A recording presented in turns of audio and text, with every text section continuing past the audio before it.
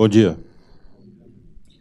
Quando comento no título técnicas de negociação, e digo que é uma visão acadêmica, é porque a gente vai estar aqui estudando alguns índices de comportamento, de como o ser humano reage a alguns estímulos, e através da reação de estudar esses estímulos, a gente pode tomar melhores decisões ou até provocar melhores decisões com isso. Quando falamos em negociação, precisamos entender o que é negociar. E negociar, primeira coisa que vem logo à mente é vender, né? E negociar não é só vender. Negociar, em linhas gerais, é você traçar um objetivo com o seu oponente. Vou tratar aqui sempre por oponente a parte contrária a nós numa negociação, né? O oponente que está oposto a você. Então, quando você busca com o seu oponente traçar um objetivo que satisfaça ambas partes. E esse objetivo não necessariamente trata-se de uma venda. Quantas vezes aqui nós já não negociamos posição com o gerente, com o nosso superior, querendo negociar, chegar um pouco mais cedo, um pouco mais tarde na empresa. Quantas vezes a gente não negocia com nossos filhos tomadas de decisão que vão ser benéficas para ele ou não, etc. Estamos sempre negociando. Negociamos conosco mesmo, muitas vezes. Quantos aqui não negociam para sair da cama e ficam batendo no soneca lá? Não, só mais um pouquinho, só mais um pouquinho. Isso é uma negociação. Estamos sempre negociando constantemente. Para entrar numa negociação, eu pauto ali 4 ações necessárias antes de entrar em qualquer negociação. A primeira é avaliar a sua masa, já vou explicar o que é masa, fazer uma autoavaliação, avaliação da situação e avaliação do oponente. Masa, ou BETNA, melhor alternativa sem acordo, do inglês Best Alternative to a Negotiated Agreement. O que quer dizer isso? É você ter uma negociação pré-acordada, não finalizada. Por que isso é importante? Porque isso te empodera em uma negociação. Ela te dá poder para outra negociação. Preste atenção numa narrativa que eu vou colocar para vocês entenderem o porquê que isso empodera numa negociação. Suponha o seguinte, suponha que, no nome fictício, Carla está procurando um emprego. Ela faz a primeira entrevista na empresa, o entrevistador, o recrutador, chega para ela e fala o seguinte: olha, aqui na empresa, gostei muito do seu perfil, eu tenho a seguinte proposta para você. Você vai receber R$ 3.500 de salário, mais 50% do MBA pago no estudo de pós-graduação em administração. Ela fala, tá ok. A Carla diz para o recrutador, ok, eu vou fazer uma análise disso, quanto tempo eu tenho para te dar uma resposta? O recrutador fala, você tem 5 dias para me dar uma resposta, estou interessado no seu perfil. A Carla, no dia seguinte, tem uma entrevista, e numa outra empresa, e o recrutador coloca para ela, olha, aqui gostei do seu perfil, e aqui na empresa a gente paga 3 mil de salário e 100% da bolsa de MBA. Neste momento, a Carla diz para o recrutador, eu também gostei muito da empresa. Se nós conseguíssemos chegar num acordo de salário de 4 mil, eu fecho contigo. Percebam que a Carla está mais empoderada para poder fazer esse tipo de negociação. Quando você está colocando à venda o seu carro, você vai buscar uma masa. Você vai querer fazer uma negociação do carro, se você tem tempo para poder fazer essa negociação do seu veículo, você vai buscar melhor preço aonde? No mercado de terceiros. Para você buscar esse preço no mercado de terceiros, você vai buscar a masa onde? Numa concessionária, ele vai te dar um preço a pagar por aquele carro. Com esse valor, você já tem uma masa, uma melhor alternativa sem acordo, para te empoderar para uma nova negociação. Autoavaliação é avaliar-se. O quão preparado você está para entrar numa negociação?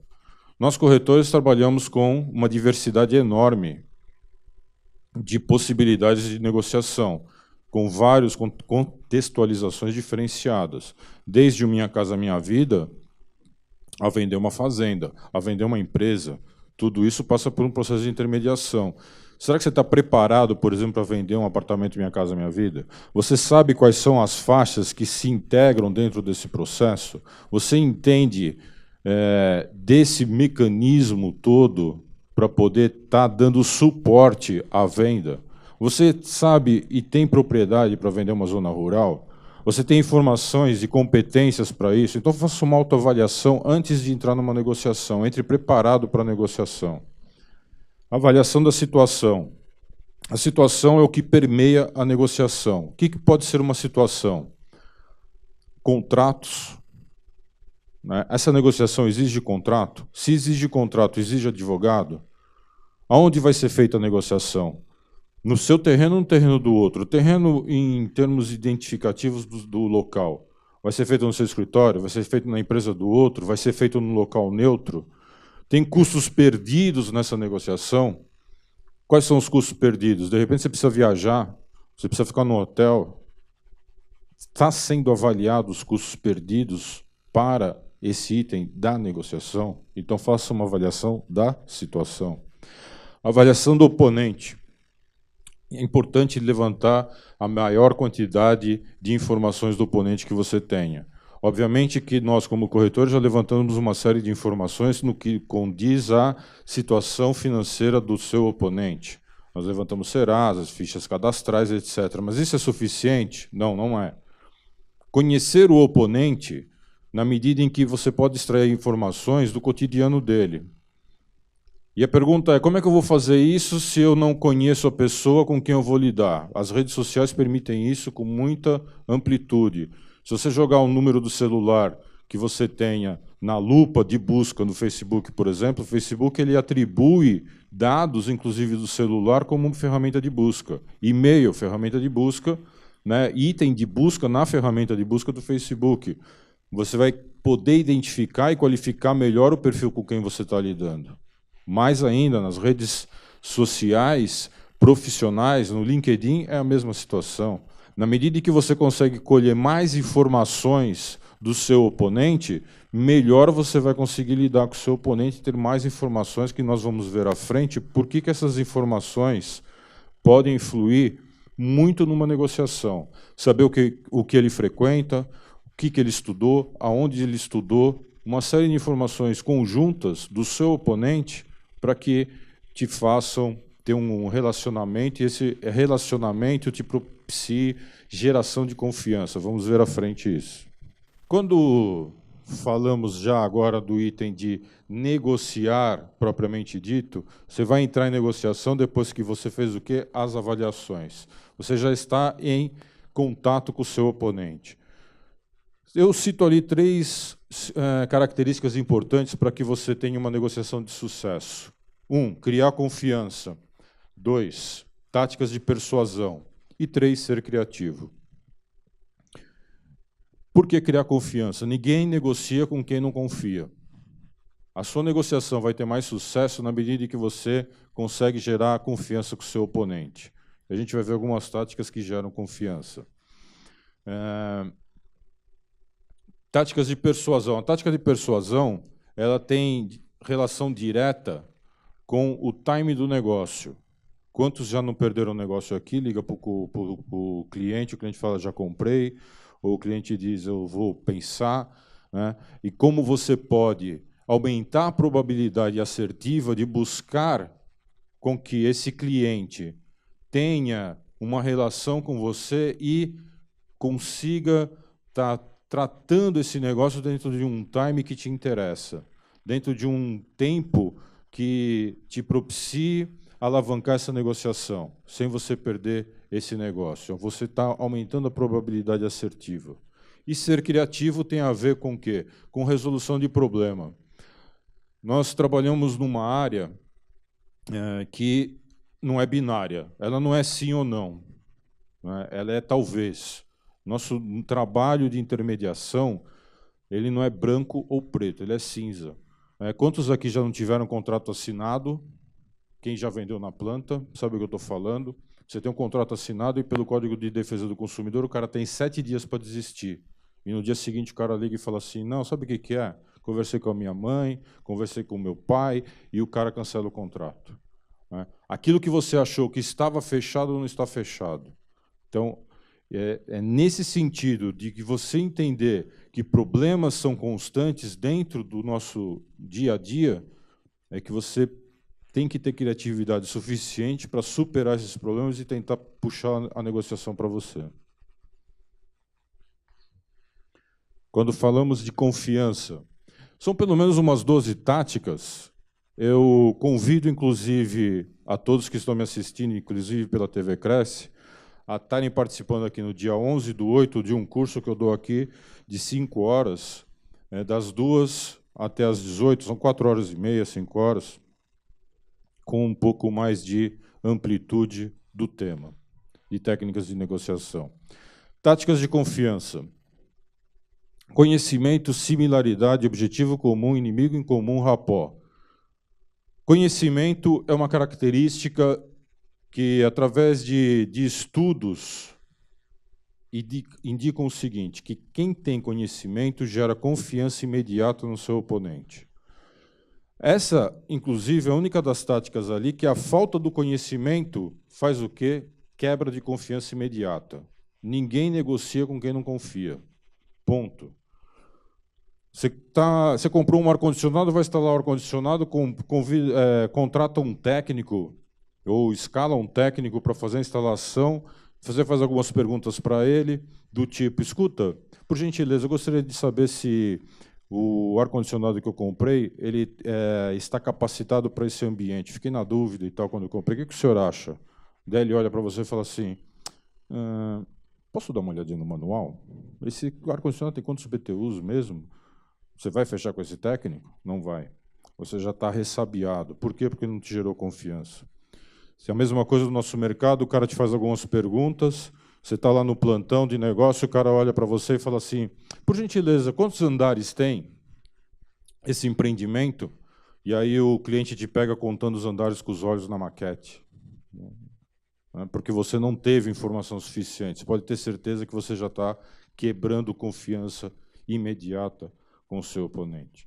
Então, conhecimento. E a nossa profissão é muito sui generis. Ela é uma profissão que exige conhecimento em diversas áreas.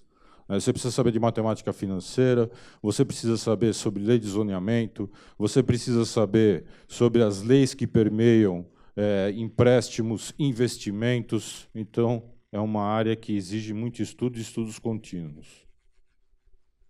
Similaridade. Similaridade ela tem a ver com a identificação com o outro. Quando você se identifica com o outro, imediatamente você gera confiança. Quando você é similar ao outro e provoca essa similaridade, isso é um estudo constante na psicologia comportamental, se você provoca uma identidade com o outro, você gera confiança imediata. Uma das identidades provocadas é similaridade. Porque quando você está, por exemplo, atendendo um projeto Minha Casa Minha Vida, você não vai atender de sapato de verniz, terno, gravata. Né? Por quê? Porque você não está criando uma similaridade com o seu oponente. Então, no máximo, né, uma camisa sem gravata, uma calça jeans, um sapato. Agora, quando você vai atender, por exemplo, um empresário, você vai atender de calça jeans e camiseta? Não, você vai criar uma similaridade. Essa similaridade provoca identidade e essa identificação com o outro gera confiança. Objetivo em comum. Toda vez que nós temos um objetivo em comum com o seu oponente, isso também é um gerador de confiança. Eu vou citar aqui algumas coisas do seu cotidiano para você ver como isso é imediatamente reconhecido pelo ser humano. Remetam-se aí à primeira vez que vocês conheceram a sua namorada, a sua esposa ou esposa, e lembre-se o que foi levado a vocês estarem juntos. O objetivo comum, com certeza, foi uma delas. Por quê? Porque foi um item que gerador de confiança. O que você pretende fazer? O que você faz? O que você gosta? O que você não gosta? Ah, eu gosto de rock. Pô, eu também. Eu gosto de tomar vinho. Ah, eu também.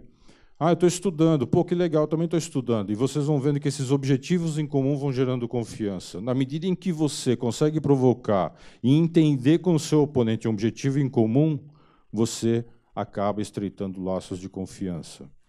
Vamos colocar isso numa realidade no nosso dia a dia, né, no trabalho de corretor.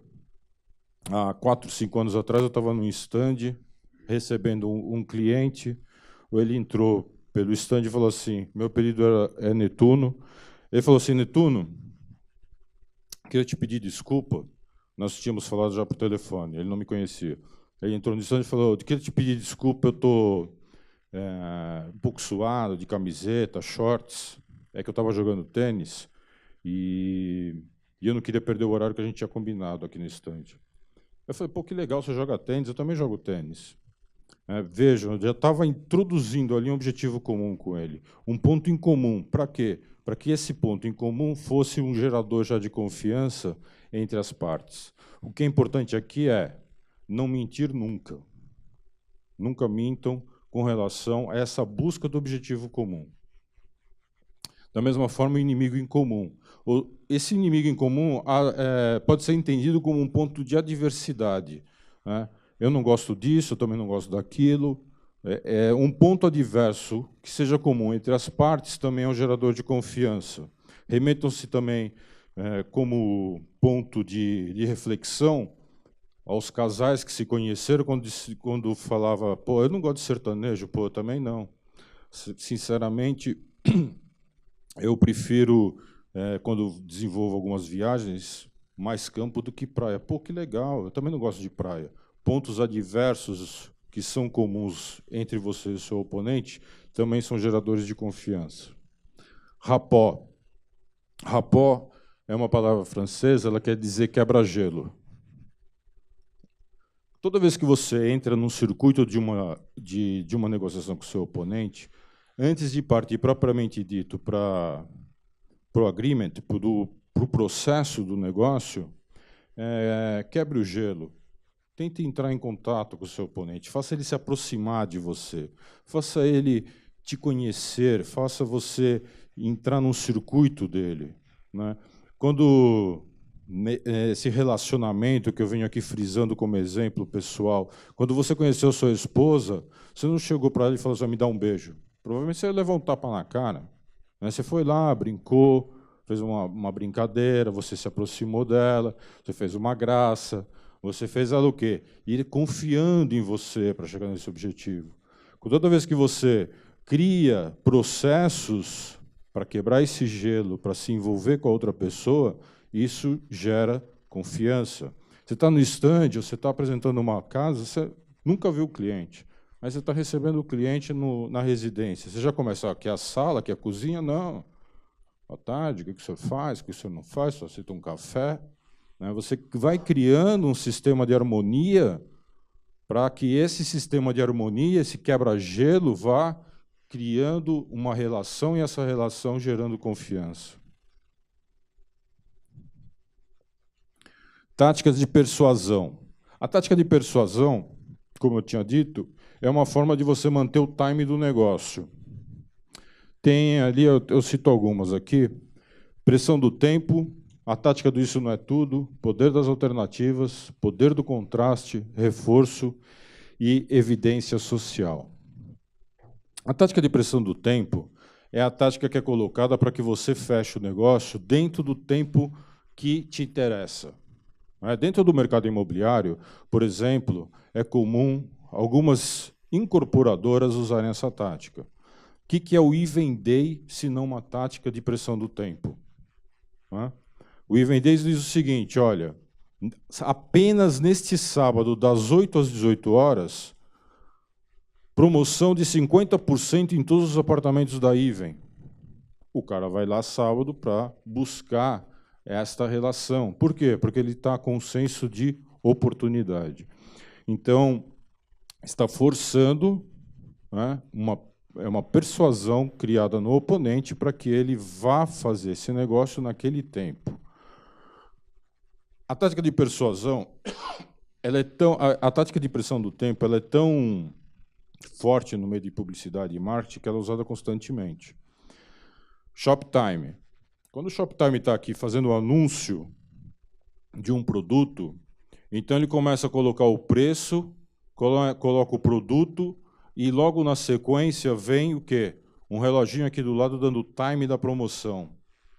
Então ele fala, este incrível enxoval por apenas R$100, e começa o time. O reloginho rodando. Como se isso não fosse suficiente, ainda tem aqui uma outra pressão do tempo, que é a diminuição do estoque. Ele volta, R$100 esse enxoval apenas para 100 primeiras peças. Como é que é, diretor? Só tem 80 agora? E vai diminuindo. E você tem a pressão do tempo do relógio e do tamanho do teu estoque. Para quê? Para te persuadir a comprar naquele momento, naquele time, naquele instante. Então, a gente tem aqui uma relação de processo de persuasão usada por publicidade, por marketing e até mesmo pelo mercado imobiliário. A técnica do isso não é tudo. Essa técnica também usada pelo mercado publicitário, marketing. Eu vou dar aqui um exemplo. O Polishop. O Polishop começa a fazer um anúncio. E o anúncio começa mais ou menos assim. Esse incrível conjunto de baixelas que vocês estão vendo aqui agora, apenas R$200. Aí ele dá uma pausa de alguma fração de segundos e você olha aqui e fala, nossa, porque ele qualifica, né, aquele incrível conjunto de baixelas, dizendo que é um aço, que é importado, que é resistente. Então, ele passa uma qualificação excepcional para o conjunto de baixelas. E te dá um time de uma fração de segundos ali para o seu pensamento. E ele volta. Mas isso não é tudo. Por esses incríveis R$200, esse conjunto de baixelas, mais esse conjunto de copos maravilhosos. Daí você fala, você já tinha se encantado pela qualidade do produto colocado, que eram apenas R$200. E ele fala que não é tudo, que por R$200 você ainda compra mais um conjunto de copos. Então você se sente num processo de perda de oportunidade. Isso é o que faz o isso não é tudo. Vamos colocar isso no mercado imobiliário? Quando nós estamos colocando uma apresentação de um imóvel, fazendo a apresentação de um apartamento, de uma residência, o que quer que o valha, não dê todas as qualidades do produto para justificar o preço. Cite algumas qualidades importantes, dê o preço. Nós temos muita habilidade para observar se o cliente está, pela reação dele, do corpo dele, se o cliente gostou ou não do preço, se o preço se encaixa ou não com ele. Quantas vezes a gente está negociando, olha para o cliente, dá o preço e fala, pegou, o cara não curtiu muito. Você já sabe, você olhou pela reação. Essa tática do isso não é tudo te aumenta a probabilidade assertiva de trazer o cara para você nesse instante.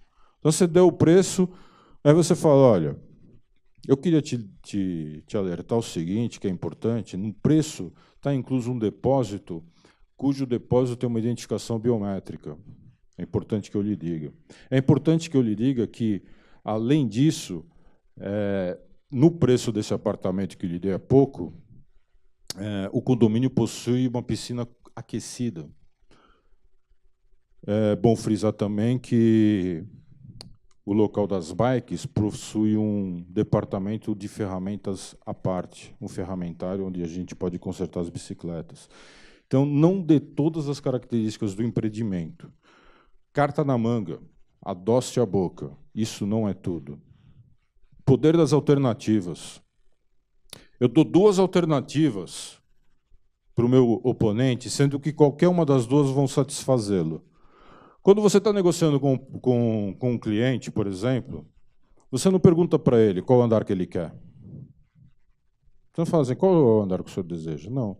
Por quê? Aí o cara fala para você, eu quero o quarto andar, está ali no dia do lançamento, você vai olhar, o quarto andar já está preenchido pelo espelho da house, ou está preenchido pelo espelho do outro, já foi vendido, você ficou sem alternativa. A pergunta correta é, o senhor prefere andares altos ou mais baixos? Eu faço uma pergunta fechada. Duas alternativas. Qualquer uma das duas vai me satisfazer. Se ele escolher andar alto, eu tenho para vender. Se ele escolher andar baixo, eu tenho para vender. Eu não faço uma pergunta aberta. Qual andar o senhor quer? Eu pergunto, o senhor prefere andares mais altos ou mais baixos? Quando eu vou marcar uma reunião com o cliente, eu não pergunto para ele quando o senhor pode. Eu faço pergunta fechada com 2 alternativas. O senhor pode me atender sábado ou domingo? Domingo. Domingo às 10 ou às 14? Às 14. Se eu perguntar quando o senhor pode me atender, ele vai falar, não, preciso ver, preciso ligar, preciso consultar. Então, desta forma, você aumenta a probabilidade assertiva. Poder do contraste. O poder do contraste também é largamente usado pelo mercado publicitário e pelo mercado de marketing. O poder do contraste ele faz o seguinte, nós, seres humanos, temos apelo pelo desejo do melhor. Nós queremos o que é melhor, o que é mais caro, o que é mais gostoso, o que nos satisfaz mais. É assim que o mercado de luxo trabalha, inclusive. É a mesma coisa. Você está na gôndola do supermercado e vai comprar um vinho. Os vinhos mais caros estão na altura dos seus olhos. Aí você olha, você está lá, fala assim, francês Cabernet Sauvignon, francês Merlot. Aí você olha aqui um pouco para baixo, chileno. Então, isso aqui, francês Cabernet Sauvignon, aqui na altura dos olhos, R$70. Pô, eu queria esse Cabernet Sauvignon, chileno, R$30 aqui. Esse chileno é tudo igual. Você provocou um contraste do teu desejo, daquilo que você queria, que você não pode ter, porque você foi despertado pelo desejo e você vai comprar aquilo que está mais próximo do seu bolso. Loja de sapato feminino, os sapatos mais caros, os melhores, estão na vitrine, para despertar interesse. Um pouco mais atrás, você tem os sapatos um pouco mais baratos, similares. Dentro da loja, similares e mais baratos. Para quê? Para te criar um efeito contraste. Quando você está recebendo um cliente, agora no mercado imobiliário, você destacou 3 residências para mostrar para ele, você vai mostrar qual primeiro? A mais cara, a melhor e a mais bonita, e sequencialmente. Para quê? Para despertar o interesse e o desejo. Reforço. O reforço é uma atitude que tomamos com gestos, fala e no nosso comportamento como um todo para reforçar aquilo que nos interessa no oponente. Quando estamos participando de uma narrativa e essa narrativa tem algum ponto que interessa, nós vamos reforçá-lo. Então, você está conversando com o seu cliente e fala assim, você não concorda comigo que o metro quadrado dessa região é um dos melhores preços do mercado? Eu estou buscando que ele concorde comigo no balançar de cabeça. Quando ele fala alguma coisa que te interessa, ele diz o seguinte, pô, incrível esse decorado. Incrível esse decorado. Você está buscando o reforço daquilo que te interessa. Evidência social. Tudo que tem destaque, que é diferente, o ser humano tem apreciação para descobrir o novo, o diferente. E isso traz, essa descoberta traz uma ansiedade de querer, de desejo. Imagine uma situação onde você tem um bar, um garçom que está passando com uma bebida ao lado da sua mesa, e essa bebida tem uma cor forte, um azul turquesa te despertando, e essa bebida, além desse azul forte, esse azul turquesa que está te despertando, tem ali um gás carbono provocado saindo do gelo seco. Tem aquele gás carbono fluindo devido ao gelo seco que está na bebida. Ele passa do seu lado, você está ali com a sua esposa, passa com a bebida, você imediatamente olha e já reage. Porque você quer aquele diferente, você quer saber o que é aquilo. Aí você pergunta para o garçom o que é essa bebida, aí o garçom vai falar assim, ele já está treinado, já está preparado, ele diz, essa bebida? Essa bebida eu vou falar uma coisa para o senhor. Nós contratamos aqui o restauranteur, contratou um barman internacional, e esse barman acabou de desenvolver essas bebidas para alguns clientes VIPs do restaurante. Qual é a sua reação imediata? Me dá um desse. Se a gente colocar isso do mercado imobiliário, você coloca em evidência social, despertando ao cliente coisas que, por exemplo, aquele imóvel é singular na região. As pesquisas mostram o seguinte, que o maior comprador de um lançamento imobiliário são os moradores do próprio bairro. Se esse lançamento tem alguns diferenciais característicos, coloque em evidência para os moradores desse bairro. Existem vários empreendimentos que tem esse cunho da evidência social. Eu vou dar um exemplo de alguns. Tem um lançamento agora aqui na Rebouças, que é o Capote VN. Qual que é o destaque lá que está em evidência social? Ele trouxe um projeto de Nova York, onde você tem uma arquibancada voltada para os jardins, ao longo da piscina. O cara senta na arquibancada, ele vê toda uma paisagem. Isso é um diferencial. Quando você entra num prédio, cujo prédio tem, única e exclusivamente, é o único prédio naquele bairro que tem, por exemplo, fechaduras com identificação biométrica, que tem, por exemplo, piscina aquecida, que tem bicicletário compartilhado, que tem um depósito de ferramentas para aquele bicicletário. Você está criando processos de evidência social, são processos de destaque. Esse processo de destaque desperta o interesse do outro, ele quer ter isso. Eu comentei sobre táticas de criatividade. Uma das táticas de criatividade é fracionar problemas. Quando o problema, você identifica um problema, o que é fracionar problema? É olhar esse problema de forma fragmentada. É entender como esse problema está te perturbando e você tem que sair o quê? Da caixa. Olhar o problema de fora, né? Para que você possa fragmentá-lo e saber a origem desse problema. Você está numa reunião com... Vou dar um exemplo aqui. Você está numa reunião, você é diretor-geral, tem vários diretores à mesa, e o diretor-geral pergunta o seguinte: eu gostaria de entender por que o faturamento da empresa caiu em 40%. Aí os diretores comentam: é simples. A crise. Ele colocou o problema da crise, mas será que a crise é o problema? Será que o faturamento de uma empresa só cai por causa de um problema da crise? Não pode ser um problema de marketing mal estruturado? Não pode ser um problema de logística? Tem uma série de questões. Então, fragmentar o problema para identificar e saber aonde está o problema na questão. Aumentar o tamanho do montante. Aumentar o tamanho do montante significa aumentar os nossos ganhos, né? Quando você estabelece um processo de negociação com o seu oponente, pensa sempre em como você pode aumentar os seus ganhos.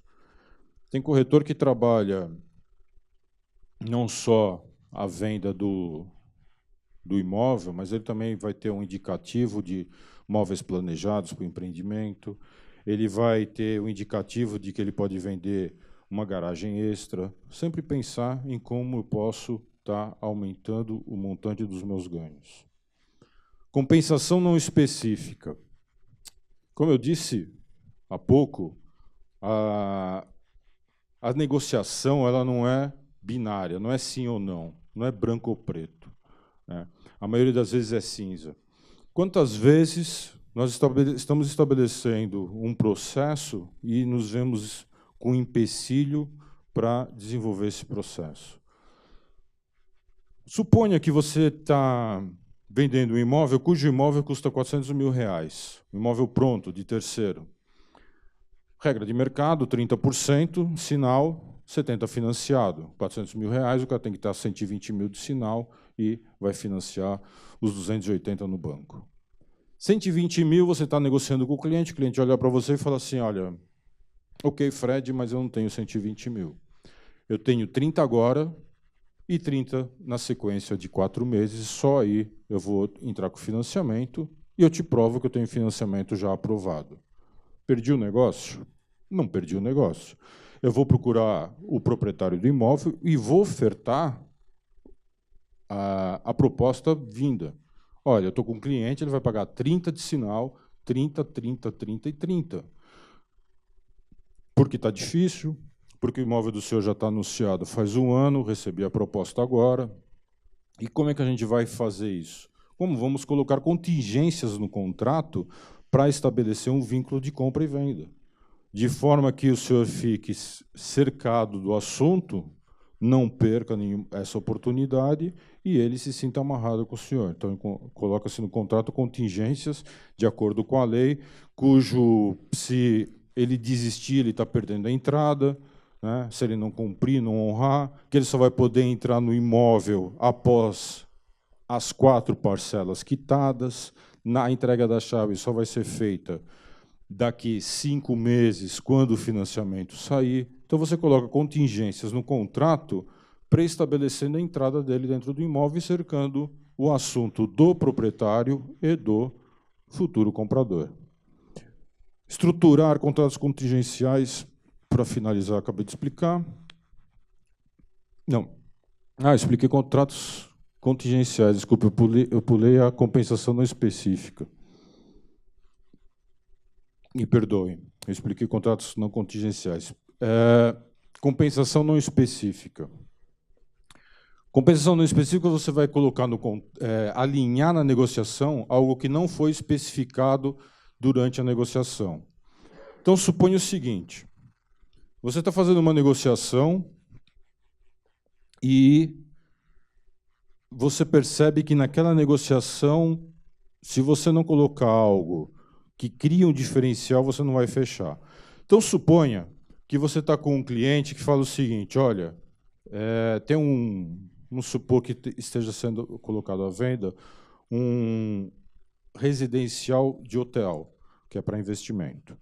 Você recebe o investidor que está interessado nesse investimento, nesse apart hotel, e você vai explicar para ele qual que é o retorno desse investimento se ele colocar lá o dinheiro. Está na planta.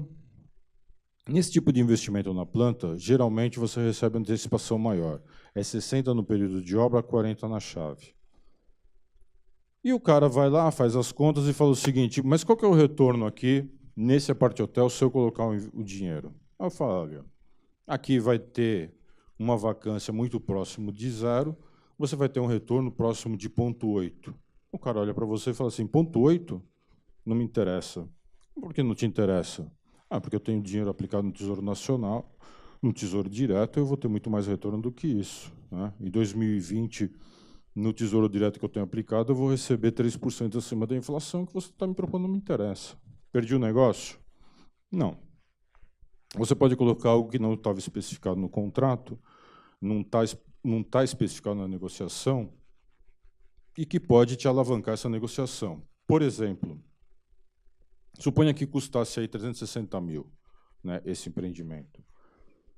Você fala o seguinte para ele: olha, se todo esse investimento que você tem no Tesouro Direto, a gente trouxer valor presente, né, e eu te dou de desconto no investimento no apartamento.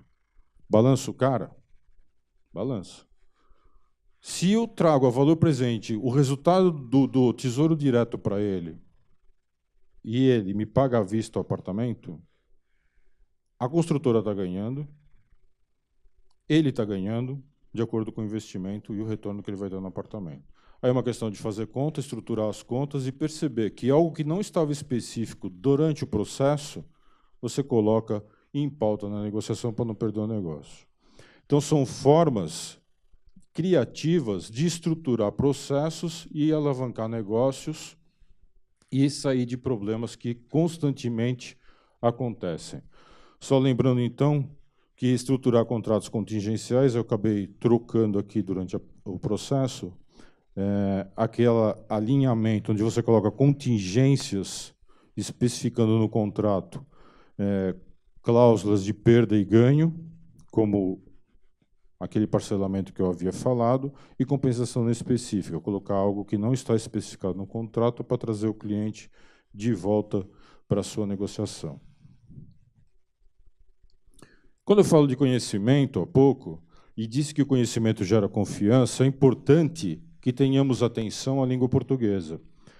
Quando estamos digitando no WhatsApp, quando estamos mandando e-mail, lembrar que a relação com o seu cliente é profissional, que você não está no Facebook falando com o amigo, então você não encurta palavras, você não escreve você, VC, você não escreve beleza, BLZ, você tem que ter uma conduta profissional com o seu cliente. Então, muita atenção à língua portuguesa no tocante ao desenvolvimento de e-mail e de conversa via WhatsApp com o seu cliente.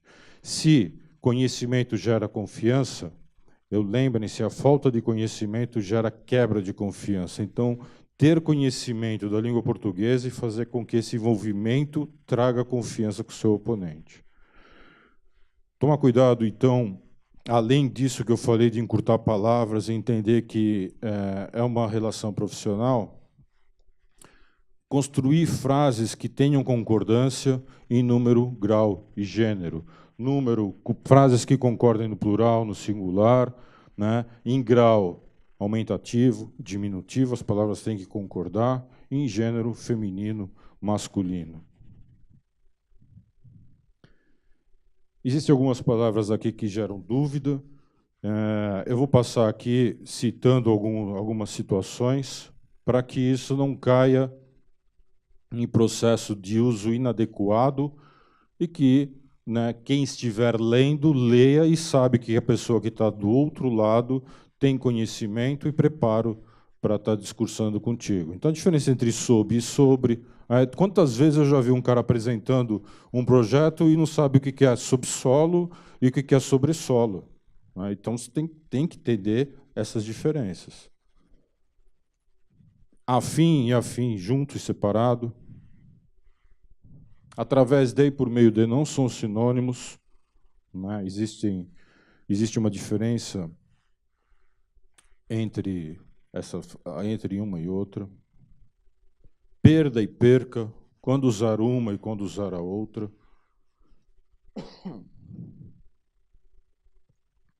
Para eu e para mim, isso é terrível, terrível. Quantas pessoas não conseguem usar o pronome pessoal, né, no caso reto, eu, corretamente. Isso aqui é para eu fazer, isso aqui é para eu ir, isso aqui é para eu desenvolver, e usam para mim, para mim, para mim, dói até o ouvido. Precisa ter isso em conformidade com o uso do idioma. Agente junto e separado. O agente separado substitui a primeira pessoa do pronome nós, no plural. E o agente junto é um funcionário. O uso dos porquês, porquê com acento, porquê junto, porquê separado. Aqui o fonema é igual para todos. Seção, seção e seção. E cada um escrito tem um significado diferente. Diferença entre mal com L e mal com U. Quantas vezes lê uma frase e o cara escreve com U e escreve errado? Escreve com L e está escrevendo errado. Uma dica que eu dou aqui, substitua pelo antônimo, quando você estiver construindo uma frase que precisa usar o mal ou mal. O antônimo de mal com L é bem. O antônimo de mal com U é bom. Substitua na frase bem ou bom e veja se faz sentido. Aí você vai saber se está usando as palavras certas. Mas e mais, isso aqui é terrível. Você lê, quantas vezes eu pego um WhatsApp, estou lendo, o cara vai querer dizer mas como conjunção adversativa e está usando mais com i como advérbio de intensidade.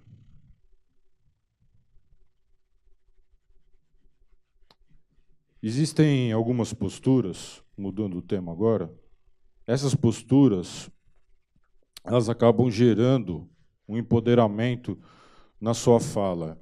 Então, falar com os dedos nessa posição te gera um empoderamento na fala, na sua conversa. Há pouco eu falei sobre similaridade, e veja que a similaridade gera confiança. Veja que as pessoas estão de terno, todas vestidas no mesmo sentido, e todas posicionadas com a mão à frente, buscando espelhar-se com o outro. Isso para gerar uma identidade, para gerar confiança. Balançar a cabeça, quando o outro está se pronunciando, é importante para que a pessoa se sinta confortável, se sinta com atenção. Só cuidado para não balançar a cabeça naquilo que não te interessa e reforçar o que não lhe interessa. Postura na cadeira é fundamental. Sentar-se de acordo, bem posicionado, não só por essa posição que te empodera, mas sentar de acordo, não sentar de qualquer jeito. É quantas vezes a gente está sentado à frente de um cliente, o cliente está lá jogado de qualquer jeito na cadeira, qual que é o nosso pensamento? O cara está fazendo eu perder meu tempo, não é isso? Aí vale a regra de ouro. Se ele pensa, se você está pensando isso dele, né, então, pela regra de ouro, tenha uma postura para que ele tenha um bom pensamento de você. Inclinar a cabeça dessa forma traz um sentido para o cérebro de amabilidade. O cérebro entende isso como um processo afável. Quem tem pet sabe o que eu estou dizendo. Você vai brincar com o seu cachorro, faz uma brincadeira, o cachorro inclina a cabeça assim para o lado, você fala, ah, que bonitinho, que gracinha. O cérebro capta essa mensagem. Então, se em algum momento você precisar inclinar a cabeça para colocar um tom diferente, para trazer o cliente para você, o faça. O tom de voz é super importante para você manter confiança e empoderamento com o seu oponente. A mudança do tom de voz pode gerar desconfiança. Se o cara te faz uma pergunta e você vai gaguejar, se ele te faz uma pergunta e você vai perdendo o timbre de voz, isso gera o quê? Uma expectativa no seu oponente cuja ansiedade vai passar em insegurança e cuja insegurança passa desconfiança para o seu oponente. Então, manter um tom de voz sereno. As mãos entrelaçadas atrás do corpo dessa forma te dá um empoderamento. É óbvio que você vai usar isso quando você achar necessário. Você não vai atender o cliente com as mãos para trás, né, para entrar numa residência ou num estande.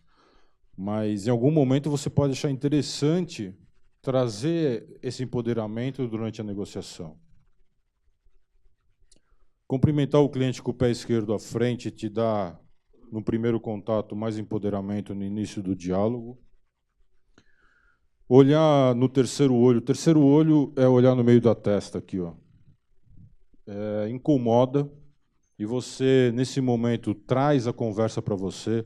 Isso é importante usar para pessoas muito prolixas. Você está querendo colocar um negócio e não consegue. Fixa no terceiro olho, que você vai imediatamente trazer a conversa para você. Cumprimentar com a palma da mão estendida para baixo, no primeiro contato, te dá empoderamento no início da negociação. Com as duas mãos, mais ainda. Quando eu falei do tom de voz, ele vale também para o piscar de olhos.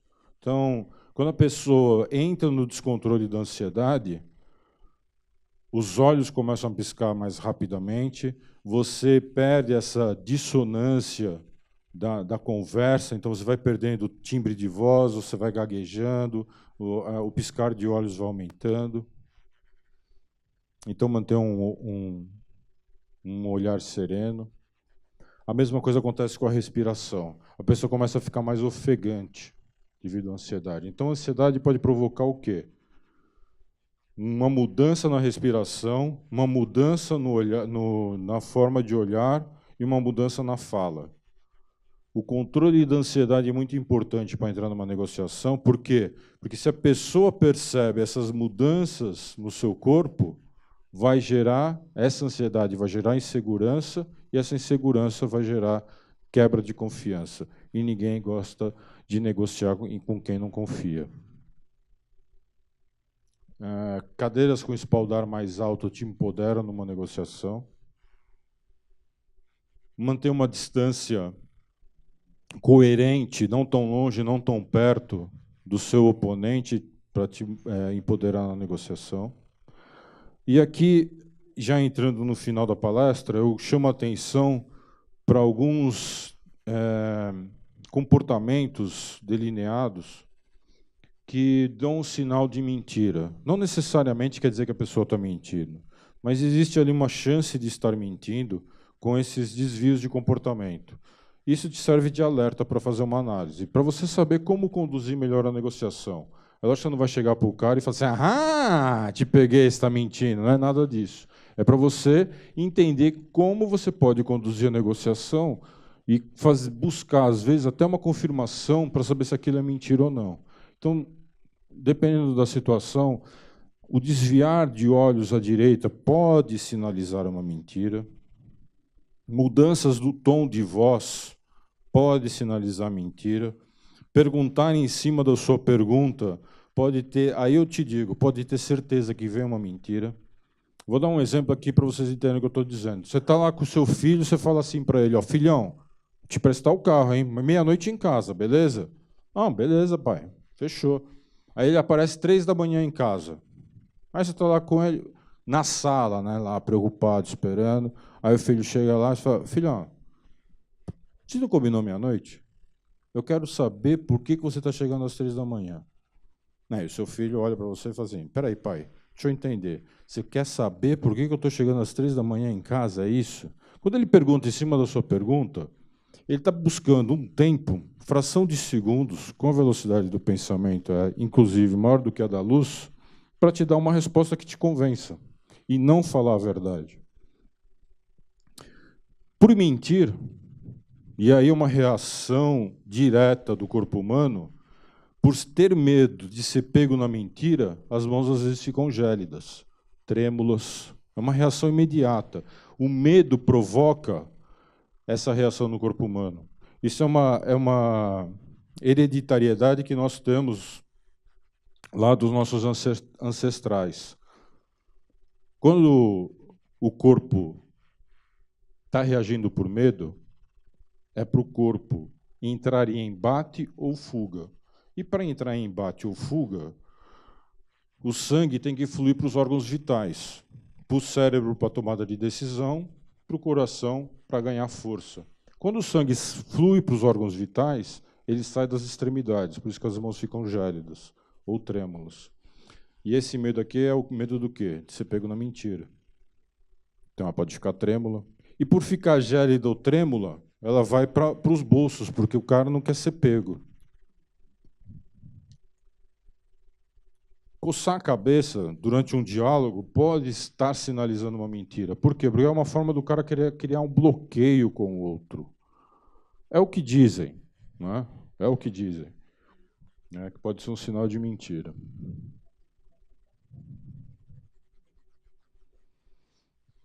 E o tom de pele pode mudar também. Pode ficar rubro, mais pálido, depende do grau da mentira, no sentido de para quem você está mentindo.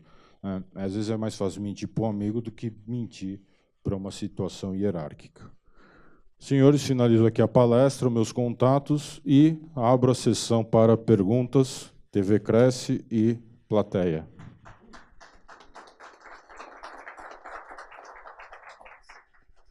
Antes, porém, de abrirmos para as perguntas diretamente, eu quero apenas estender aqui a parabenização e agradecimento em nome de toda a diretoria do Cresce, entregando esse certificado que diz: o Conselho Regional de Corretores de Imóveis de São Paulo, tendo em vista a participação no ponto de partida do Cresce São Paulo, segunda região, pela apresentação do tema Técnicas Avançadas de Negociação, uma visão acadêmica, concede ao palestrante Fred Batista Ribeiro o presente diploma em reconhecimento ao excelente trabalho desenvolvido em prol dos profissionais inscritos neste conselho. São Paulo, 18 de julho de 2017, assinam José Augusto Viana Neto, presidente, Arthur Boagian, diretor-secretário, e Francisco Pereira Afonso, diretor-secretário. E, mais uma vez, quem gostou, bate palma.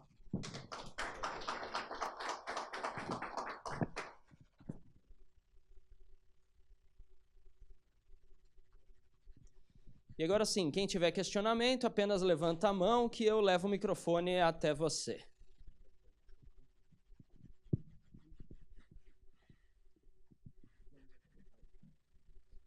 Uma colocação que o senhor fez aí foi a apresentação, por exemplo, de 3 imóveis com preços diferentes. E eu, no meu entender, eu achava que seria melhor apresentar o de menor preço primeiro. O senhor inverteu. Então, eu queria entender melhor essa questão aí. Quando eu apresento o imóvel mais caro e o mais bonito, o que é mais expoente, eu estou despertando um desejo. Se ele não puder ter aquele que está em destaque, que é o desejo dele, ele vai comprar aquilo que cabe no bolso dele.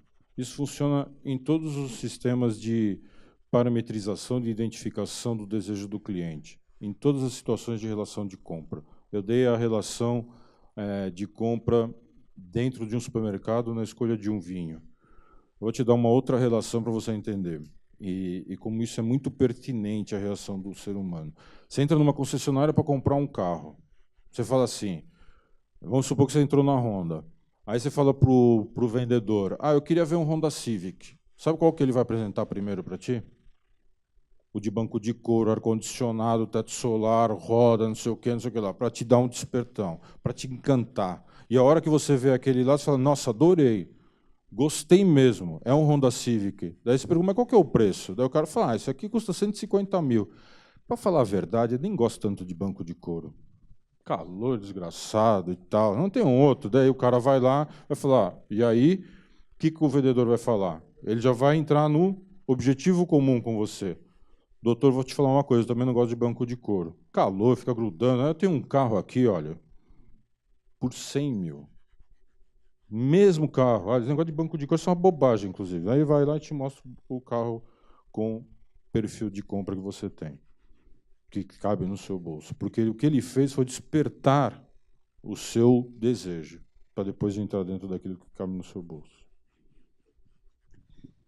Temos aqui, Fred, a pergunta de Luiz Rodrigo, que nos acompanha ao vivo via YouTube. Ele diz, na negociação, como lidar com as objeções na hora do fechamento? Como é que ele chama? Luiz Rodrigo. Luiz Rodrigo.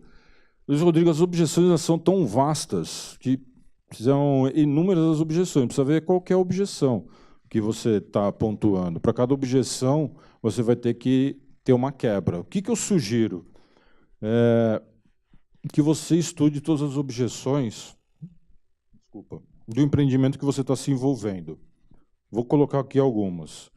Por exemplo, você sabe que o imóvel que você está vendendo naquele bairro dá enchente, naquela rua dá enchente. Você fala, pô, o cara vai me perguntar da enchente, eu vou ter que ser obrigado a saber como quebrar essa objeção, né? Ou você está vendendo um imóvel cujo imóvel na rua tem feira. É uma objeção. O cara sabe que tem feira, ele vai colocar esse ponto e vai falar, pô, eu tenho que estar preparado para essa objeção. Na hora que ele perguntar, você vai saber quebrar essa objeção. E o que significa estar preparado? Significa que, atribuído o valor daquela objeção, você tem que ter valores que compensem aquela objeção. Olha, o senhor tem razão. Nunca mentir. Esse é o principal processo de uma negociação. Mentir jamais. Você tem razão, aqui dá enchente, mas preciso dizer para o senhor que a associação de bairro já está tomando as providências necessárias, inclusive os processos de enchente aqui têm diminuído, a prefeitura tem feito aqui algumas iniciativas para que esse processo esteja em contingência, para que não ocorra mais.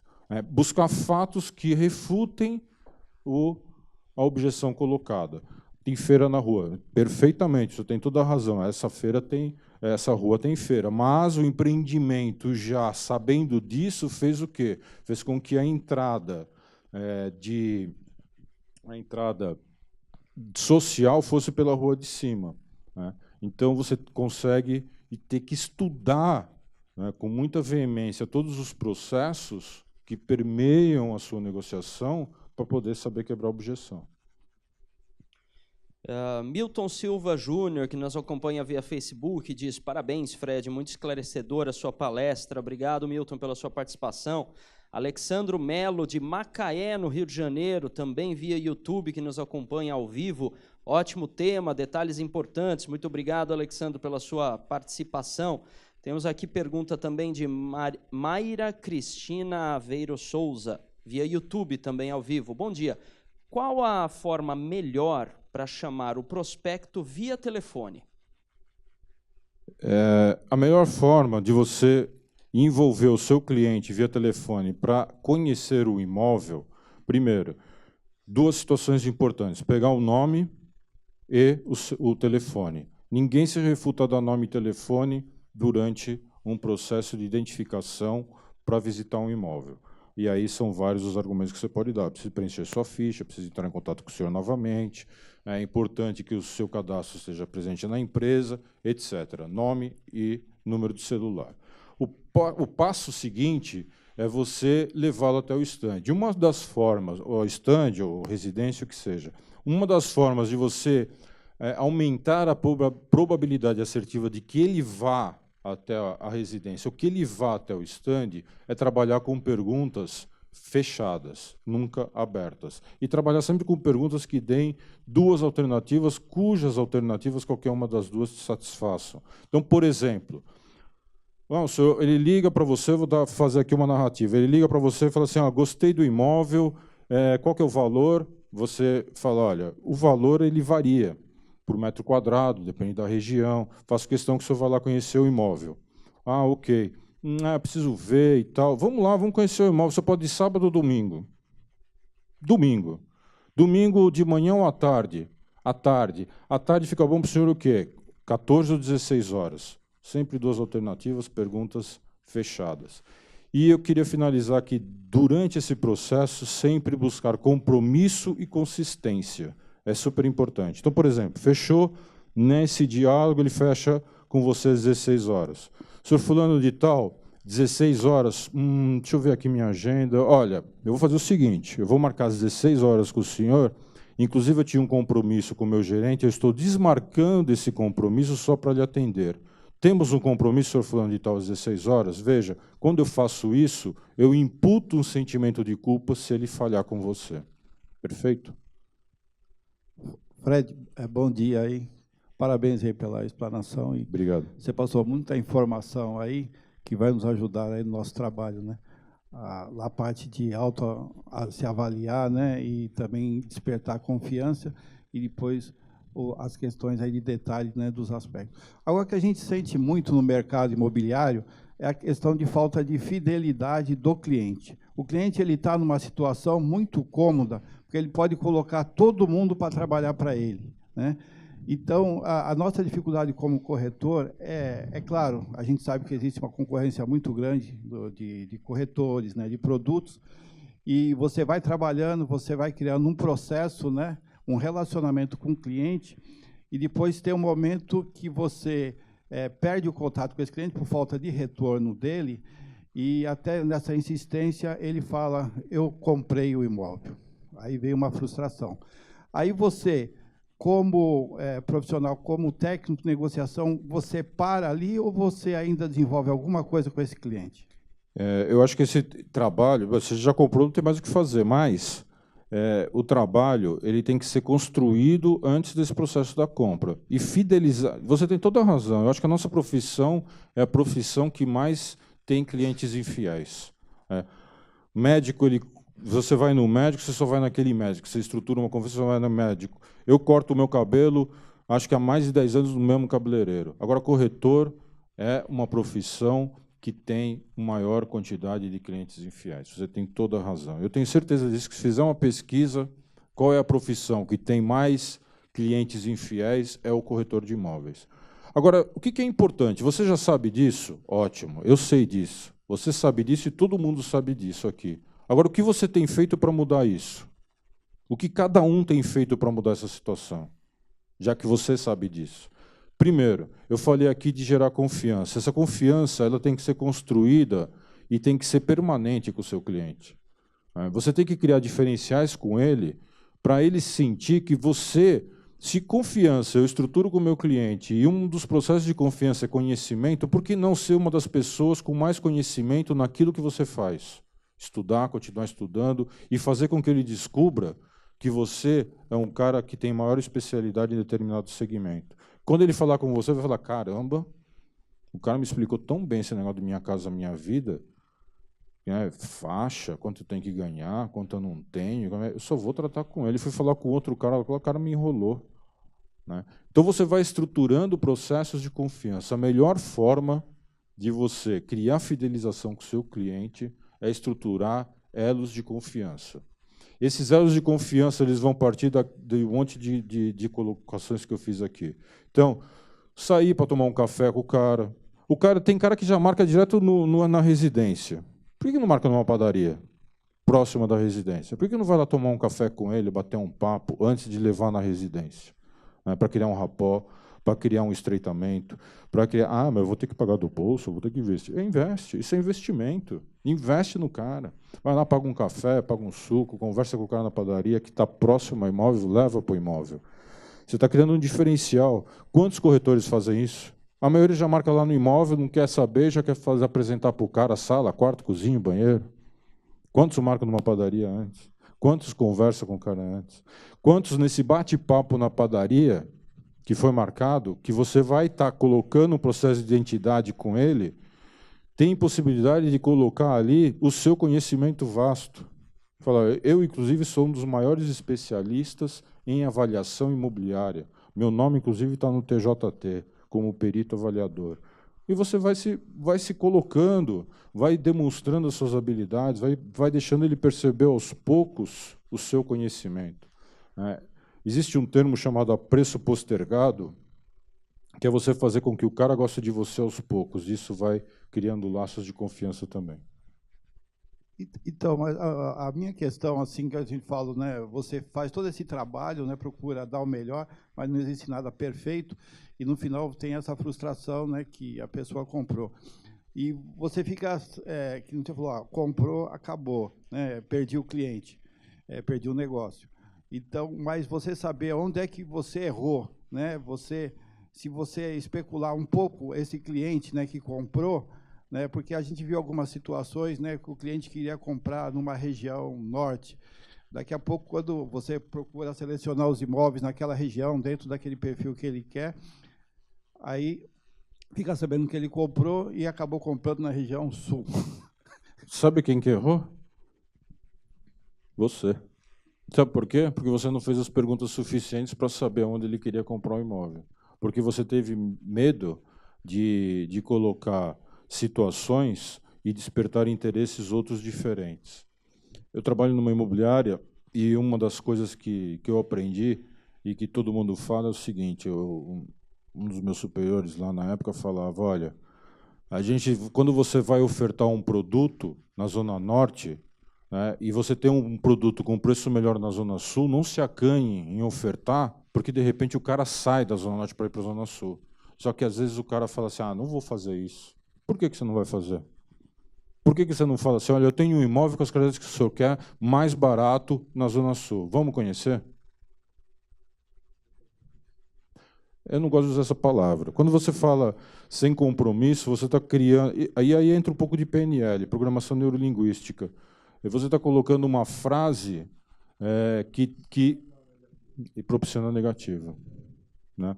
Nunca coloque frases que te dirijam uma negativa. Ele vai falar assim, pô, sem compromisso, eu não tenho compromisso de horário, eu não tenho compromisso de ir, não tenho compromisso de compra, ele mesmo está falando, né? É uma palavra perigosa. Márcia, que nos acompanha ao vivo, agora via YouTube, de Uruguaiana, no Rio Grande do Sul, ela coloca em cidade pequena, mais ainda devemos trabalhar com franqueza. E ela coloca um exemplo. Aqui os moradores sabem das áreas de alagamento, mas quem vem de fora não sabe. Então devemos ser honestos. Parabéns, sempre. Parabéns, Márcio, pelo posicionamento. O corretor que pergunta pouco faz menos negociação. Perguntar, perguntar e perguntar. Você entra numa concessionária para comprar o carro, o cara vai te perguntar tudo. Tudo. Quantos filhos o senhor tem? O senhor viaja? O senhor não viaja? Ele está treinado e preparado. Você vai vender um imóvel para um cliente, você tem que perguntar tudo. Por que o senhor está querendo comprar nesse bairro?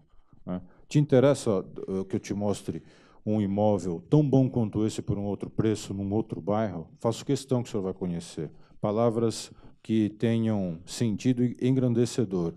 Tem um imóvel maravilhoso num outro bairro, com um preço muito melhor do que esse. Interessa conhecer? E colocando isso para que você não perca essa sintonia com o cliente e, de repente, o cliente... Isso acontece, não é pouco que acontece isso. O cara quer um imóvel na Zona Sul e compra na Zona Norte. Ele fala que quer um imóvel na Zona Leste, ele vai comprar em Guarulhos. Então, corretor que pergunta pouco faz menos negociação. Mais perguntas? Sim. Bom dia. Bom dia.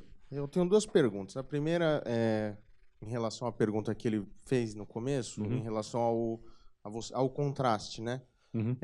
Quando você mostra o primeiro apartamento de um valor maior, do imóvel valor maior, qual que é o limite, vamos dizer assim, para cima para você mostrar? Porque se você mostrar algo muito fora do que ele está querendo também, pode assustar e pode... É perfeita a pergunta. Uma forma de estimular, né? Você viu que o Anderson colocou aqui? Eu tenho tanto... O cliente nunca vai falar a realidade daquilo que ele pode comprar para você. Nunca. Quem acha que o cliente vai falar a realidade daquilo que ele pode comprar, esquece. Não vai falar. Então, você tem que perguntar o seguinte, as qualificações do imóvel que ele quer comprar. Quais são as qualificações do imóvel que você deseja? Lógico que você vai perguntar quanto ele pode pagar, mas isso é só um valor de referência. Você pode ter certeza que ele pode pagar um pouco mais, ou ele pode pagar só aquilo, ou, de repente, ele nem tem aquilo para pagar, né? O valor é apenas uma referência do processo. Você vai mostrar para ele o desejo. O senhor quer que tipo de imóvel? Aonde? Como? Pode ser em outro bairro, eu tenho outros similares em outro bairro. Né? E aí você vai escolher 3, 4 imóveis no máximo para mostrar para ele. Desses 4, primeiro você vai mostrar o que mais impacta. Dentro do que ele colocou, do desejo dele, olha, eu quero 2 vagas, eu quero um apartamento de 170 metros quadrados, eu quero 2 suítes, eu adoro espaço gourmet, eu gosto de uma área de lazer ampla. Né? Perguntas. Tem que perguntar tudo. Aí você esqueceu de perguntar da área de lazer. Aí você mostra um prédio velho, antigo, de acordo com o que o cara queria. Mas tem que perguntar, criar um filtro para mostrar aquilo que ele realmente deseja. Quem está comprando um imóvel, ele sabe que as qualificações que ele está passando estão dentro das condições de que ele pode pagar. Pode estar certo disso. Agora, existem no mercado grifes. Você vai apresentar um Lindenberg com algumas características, tem um preço diferente de um Tibério, tá certo? Então você tem que mensurar nessas apresentações aquilo que vai despertar para o cara ou não. Porque é a mesma área, o mesmo produto, tal, mas você tem grifes embutidas. E aí vai do seu filho saber, tá bom? Mas as perguntas fundamentais são o que ele deseja comprar, em qual local e se permite outros locais transitórios. Obrigado. A outra pergunta é o seguinte, sobre os objetivos em comum. Né? Você falou da gente, né, às vezes, ter interesses em comum, e você tinha comentado antes a respeito do Facebook, de você acessar pelas redes sociais o perfil da pessoa. Isso. A partir do momento que você começa a abordar esses interesses em comum, até que ponto pode parecer para o cliente uma invasão? Né, essa pergunta é importante. Essa colocação tem que ser casuística. Né? Então, se, por exemplo, você sabe que ele foi para o Clube Med na Bahia. Aí você chega, então, para falar a verdade, eu adoro o Clube Med na Bahia. Né? O cara vai falar, meu, esse cara não está entrando na minha página, não é certo? Então, você precisa entender, e dentro do diálogo, quando que, de repente, cabe você entrar no assunto que faz pertinência a algo em comum. Né? Então, você é formado em quê? Engenheiro. Em qual faculdade? Anhembi Morumbi, engenheiro. Eu também sou engenheiro, fiz no Mackenzie. Eu entrei lá na sua página e vi que você é engenheiro. Né? E aí a gente está conversando, você é meu cliente. E eu começo, já vi que você é engenheiro, eu começo a falar, você é engenheiro o quê? Civil, ótimo. Olha só. Começo a falar e falo assim, a estrutura desse prédio é uma estrutura incrível, né? Você percebeu aqui? O que você acha dessa estrutura? Já sei que você é engenheiro. Né? O que você acha dessa estrutura? Aí você vai e caracteriza a estrutura. Aí, mais um pouco, eu falo assim, olha, inclusive, eu percebi ali, porque eu sou engenheiro, que aquela coluna está um pouco desviada. O que o senhor acha? Aí você fala, pô, incrível você falar isso, porque eu também sou engenheiro. Percebe? Eu coloco as posições casuisticamente para que haja uma harmonia e uma identificação. Eu não saí, prazer, meu nome é Fred, eu sou engenheiro, formado no Mackenzie, entendeu? Eu tenho que deixar com que essas sintonias entrem casuisticamente para que o outro se sinta numa linha de conforto e de identidade comigo. Beleza? Tá bom, obrigado. Imagina. Mais alguma questão?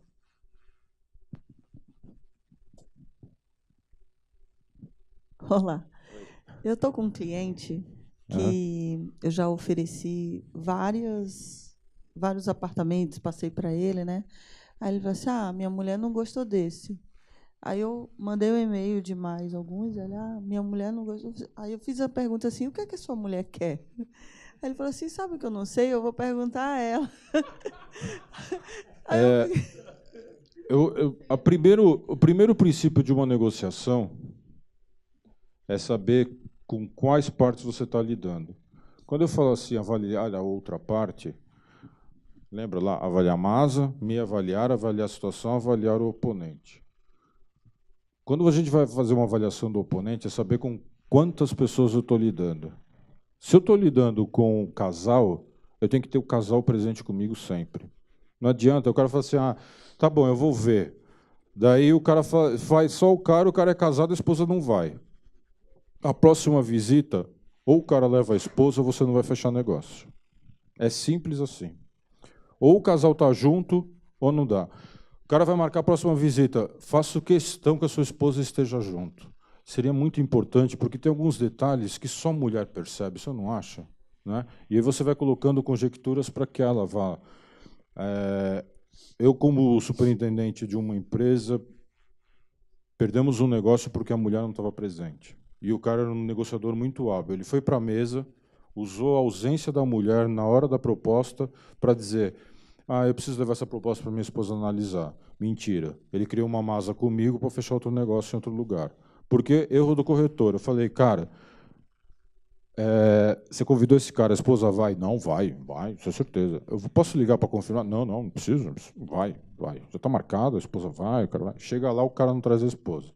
Aí o cara fala o seguinte, não, sabe o que é? Minha esposa caiu, se machucou, não sei o quê. O que era para ter feito ali? Não era para ter aberto o propósito e ter falado, olha, muito bem, mas quanto é? Então, o cara ficou de mandar a proposta, também não mandou ainda.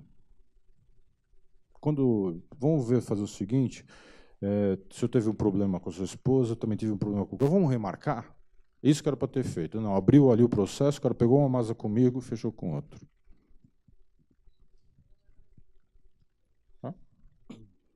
Adriano Olegário Diniz, que nos acompanha ao vivo via Facebook, diz, trabalho com terrenos no litoral. Muitos proprietários têm um valor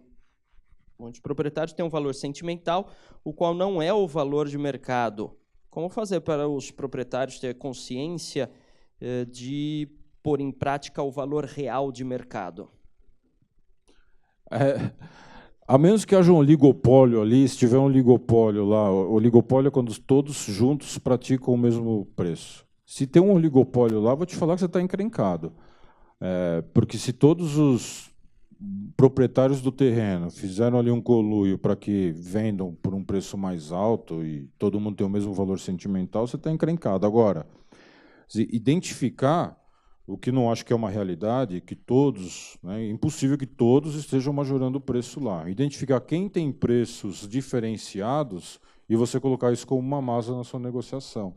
Então, você vai colocar um apontamento de um cara que está com um preço sentimental ou um preço que está majorado perante a realidade do mercado. Você vai falar, olha, se eu tenho certeza que você vai vender por esse preço, porque eu tenho um terreno tão próximo daqui, com uma área tão próxima ou um pouco maior do que o senhor, com um preço melhor. Então, eu quero saber se o senhor tem condição de chegar nisso ou não, porque senão eu vou trabalhar outro terreno. Maxwell, que também nos acompanha ao vivo via YouTube, pergunta, como lidar com um cliente que não te dá retorno, sendo que o único contato foi feito por e-mail, sem telefone? Teria uma dica de atendimento sem deixar transparecer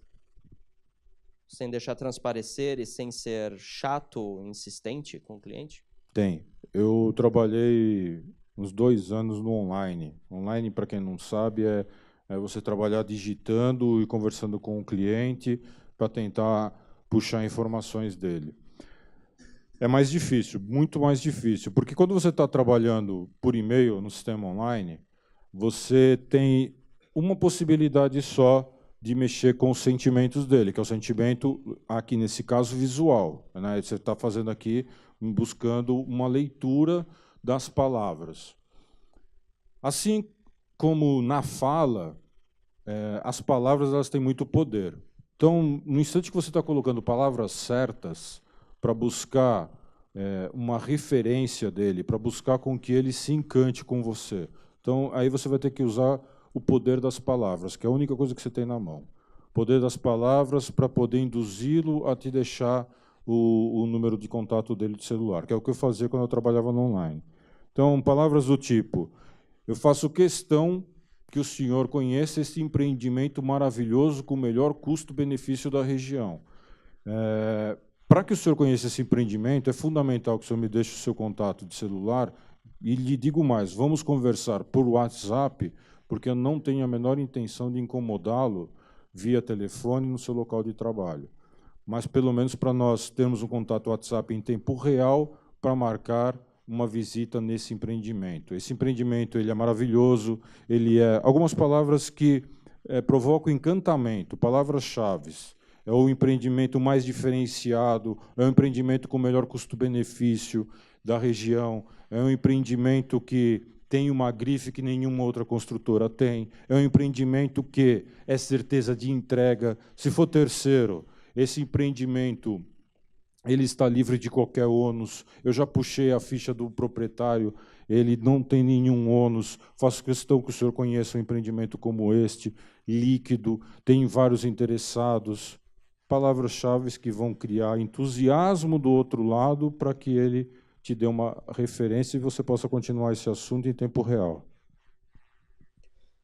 Leandro Oliveira, que nos acompanha via YouTube, ao vivo, diz: bom dia, delegacia do Cresce de Goiás, Pirenópolis. Agradece pelas palestras, sempre de alto conteúdo pela TV Cresce. Muito obrigado, Leandro. Um grande abraço a todos aí de Goiás, de Pirenópolis. Né?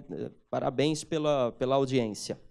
Felipe Galese Jaudi. Não sei se falei certo, mas o Felipe, de Piracicaba, aqui de São Paulo, que nos acompanha ao vivo via Facebook, diz: bom dia. Após o primeiro contato feito pelo cliente, qual o prazo médio estimado ideal para que eu retorne contato com o cliente? Essa pergunta é muito boa. Eu vou te dizer uma coisa, eu trabalho com feeling. Não existe regra. Eu não posso te dizer, olha, retorna daqui 2 dias, retorna daqui 1 dia, retorna daqui 1 semana. É o feeling, é o sentimento que você tem com o cliente. É óbvio que você pode usar algumas técnicas para alimentar a expectativa. Isso eu faço, isso eu acho que é bem interessante. Então, você fez um approach com o cliente, você espera um retorno dele no dia seguinte, que raramente acontece. No próximo dia, você chama a atenção dizendo, olha, inclusive sobre aquele empreendimento, é importante que eu mencione isso, isso e isso. Eu coloquei aqui um dos conceitos, que é isso não é tudo.